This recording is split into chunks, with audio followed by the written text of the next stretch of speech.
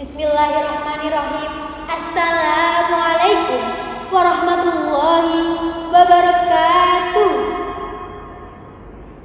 Alhamdulillahirabbil alamin wa bihi nasta'inu ala umurid dunya waddin. Wassalatu wassalamu ala asrofil anbiya'i wal mursalin wa ala alihi wa sahbihi ajmain. Amma ba'du. Bersyukur kepada Allah Subhanahu wa taala yang telah memberi kita kesempatan menghirup nafas di muka bumi ini, serta kita masih bisa menikmati indahnya iman, Islam, dan ketakwaan.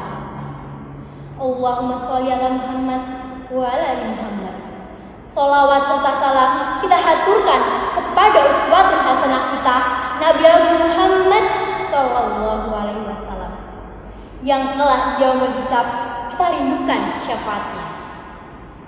Dewan juri yang saya hormati, saya Hansa Nurhalisah dari perwakilan SMA Insan Cendekia Sukoharjo.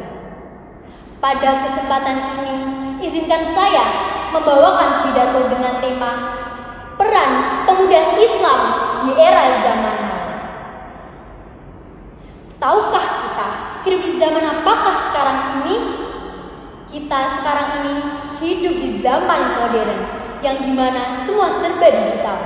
Seakan prosesnya pun sangatlah singkat dan manusia memiliki keinginan menyelesaikannya segala hal dengan cepat. Generasi seperti ini bisa kita sebut dengan generasi Z yang lahir kisaran tahun 1997 hingga tahun 2010. Inilah generasi kita sesungguhnya. Hadirnya teknologi yang semakin hari semakin cepat ini tentu membawa banyak perubahan bagi suatu negara, tidak terkecuali negara kita, Indonesia. Perubahan apa yang kita rasakan? Banyak pergeseran-pergeseran yang sudah kita rasakan di zaman ini. Sikap kita semakin egois, kurangnya kepekaan sosial, dan terpecah belahnya antar golongan. Perkembangan teknologi bisa diibaratkan seperti dua mata pisau.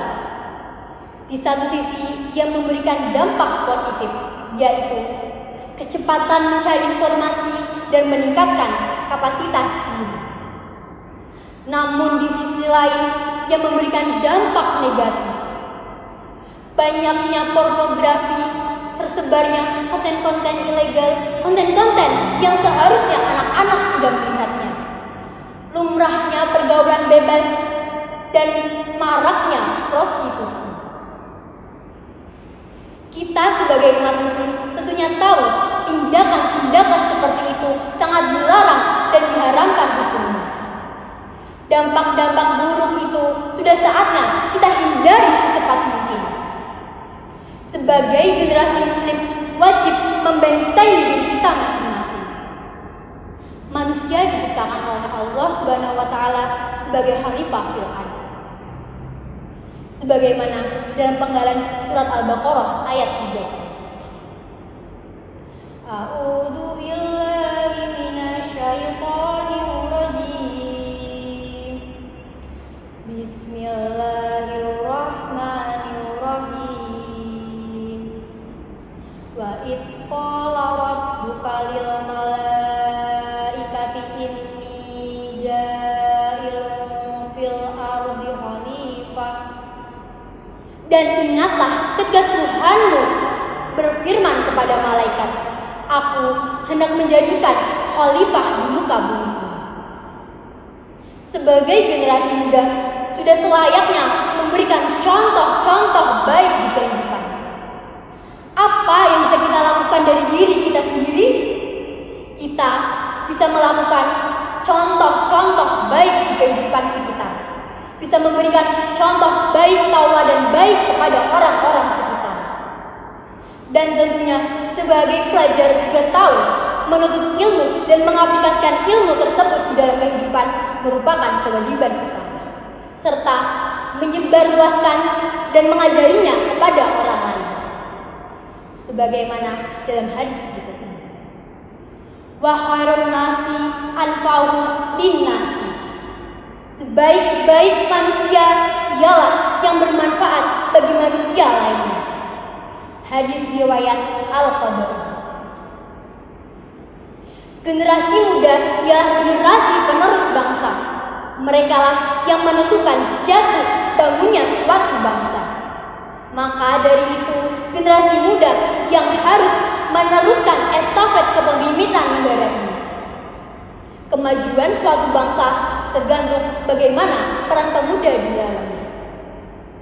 Bayangkan bagaimana jika bangsa ini dipimpin oleh generasi rebahan, hidup bermalas-malasan yang berjalan tanpa tujuan, berbuat tanpa pikiran dan berpikir tanpa perasaan.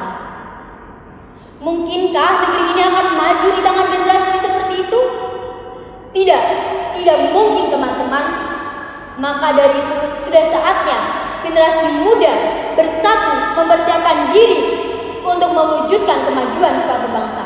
Dan mereka harus mengubah pola pikir serta kebiasaan-kebiasaan buruk yang dapat menghambat produktivitas dan kreativitas.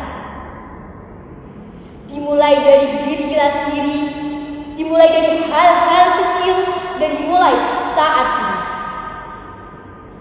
Baiknya suatu bangsa tergantung bagaimana masyarakatnya. Baiknya masyarakat bergantung pada keluarganya. Dan baiknya keluarga tergantung bagaimana diri kita sendiri. Sebelum berakhirnya pidato, saya akan memberikan contoh karakter-karakter yang harus dimiliki oleh pemuda. Cerdas, tangguh, berani membuka pikiran untuk wawasan-wawasan baru, mampu berpikir kritis, amanah, jujur, dan disiplin. Setiap perkataan pasti ada kesalahan, apalagi saya yang hanya manusia biasa. Jikalau ada tutur kata maupun perbuatan yang kurang berkenan, saya memohon maaf sebesar-besarnya. Jalan-jalan ke kota Madinah, ingin sembahyang berlama-lama. Semoga pidato ini membawa berkah, membawa rahmat untuk kita bersama. Aku qauli hadza wa astaghfirullahi wa lakum